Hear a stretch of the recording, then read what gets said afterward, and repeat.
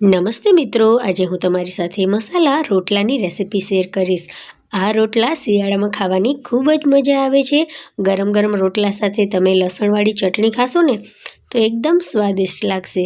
તો ચાલો રેસિપી બનાવવાનું શરૂ કરીએ। અને તમને જો આ રેસિપી ગમે ને તો મારી ચેનલને સબસ્ક્રાઈબ જરૂરથી કરજો। અને હા, આ વિડીયોને લાઈક અને શેર કરવાનું બિલકુલ નહીં ભૂલતા।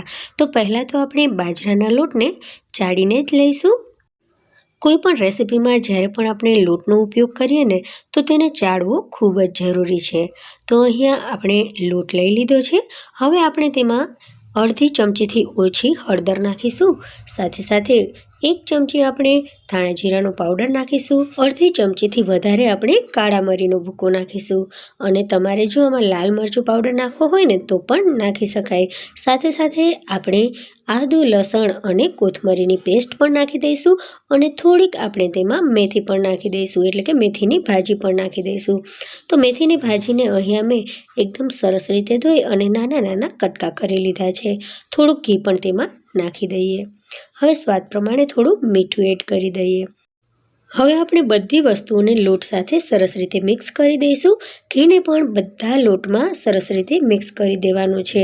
મિક્સ થયા બાદ થોડું થોડું પાણી નાખી અને આપણે રોટલાનો લોટ બાંધી લઈશું। રોટલાનો લોટ બાંધતી વખતે થોડું થોડું જ પાણી નાખવું અને રોટલાના લોટને ખૂબ જ મસળવો। મસળવાથી રોટલો ખૂબ જ સરસ મજાનો બની અને તૈયાર થશે। જો સરસ રીતે રોટલાના લોટને નહીં મસળ્યો હોય ને તો રોટલો ફાટી જશે। તો હથેળીના ભાગથી આ રીતે રોટલાને ખૂબ જ મસળવો અને પછી તેનો રોટલો બનાવવો। તો અહીંયા જેટલો લોટ આપણે રોટલો બનાવવા માટે જરૂરી છે તેટલો લોટ મેં લઈ અને આ રીતે તેને સરસ રીતે મસળી લીધો છે। અને હવે આપણે તેનો રોટલો બનાવી લઈશું। તો તમને જો હાથથી રોટલા બનાવવાનું ફાવતું હોય ને તો તે રીતે પણ તમે બનાવી શકો છો। અને પાટલા ઉપર થોડો કોરો લોટ લઈ અને થાબડીને પણ રોટલો બનાવી શકો છો। પણ હું અહીંયા હાથની મદદથી રોટલાને બનાવીશ। તો જે પણ રીતે રોટલો બનાવવાનું ફાવતું હોય તે રીતે રોટલો બનાવી અને તૈયાર કરી લેવાનો। તો અહીં આપણો રોટલો બની અને તૈયાર થઈ ગયો છે। તાવડીને મેં પહેલાંથી જ ગરમ કરવા માટે રાખી દીધી હતી।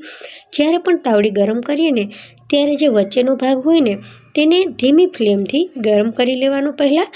નહીં તો જો એકદમ વધારે ફ્લેમ હશે ને તો રોટલાને જ્યારે આપણે શેકવા મૂકીશું ને રોટલાનો બહારનો ભાગ છે તે સરસ રીતે શેકાઈ જશે અને અંદરનો ભાગ સરસ રીતે નહીં શેકાય। તો આ માટે જ્યારે પણ તાવડીને ગરમ કરીએ ને ત્યારે ધીમી ફ્લેમ પહેલાં રાખવાની, જેથી જે વચ્ચેનો ભાગ છે તાવડીનો તે સરસ રીતે ગરમ થઈ જાય। રોટલાને બધી બાજુથી શેકી લઈશું। તો અહીં આપણો રોટલો શેકાઈ અને તૈયાર થઈ ગયો છે। તેમાં આપણે ઘી લગાવી દઈએ। તો ઘી એકદમ વધારે લગાવવાનું, જેથી રોટલો ખાવાની ખૂબ જ મજા આવે। તો અહીં આપણો એકદમ સ્વાદિષ્ટ મસાલા રોટલો બની અને તૈયાર છે। આ જ રીતે બીજો રોટલો પણ આપણે બનાવી અને તૈયાર કરી લેશું। મસાલા રોટલા સાથે લસણવાળી ચટણી ખાવાની ખૂબ જ મજા આવે છે। તો આ માટે મેં અહીંયા લસણ, કોથમરી, આદુ અને લાલ મરચું પાવડર નાખી અને ચટણી બનાવી છે લસણની। તેને આપણે રોટલાની ઉપર મૂકી દઈશું। લસણવાળી ચટણી રોટલા સાથે ખૂબ જ સ્વાદિષ્ટ લાગે છે। તમને જો મારા મસાલા રોટલાની રેસિપી પસંદ આવી હોય ને તો મારી ચેનલને સબસ્ક્રાઈબ કરજો, બેલ આઇકોનને પ્રેસ કરજો અને હા, તમારા ફેમિલી અને ફ્રેન્ડ્સમાં આ રેસિપીને જરૂરથી શેર કરજો। Thank you for watching. મળીએ નવી રેસિપી સાથે। ત્યાં સુધી બાય, ટેક કેર, જય હિન્દ।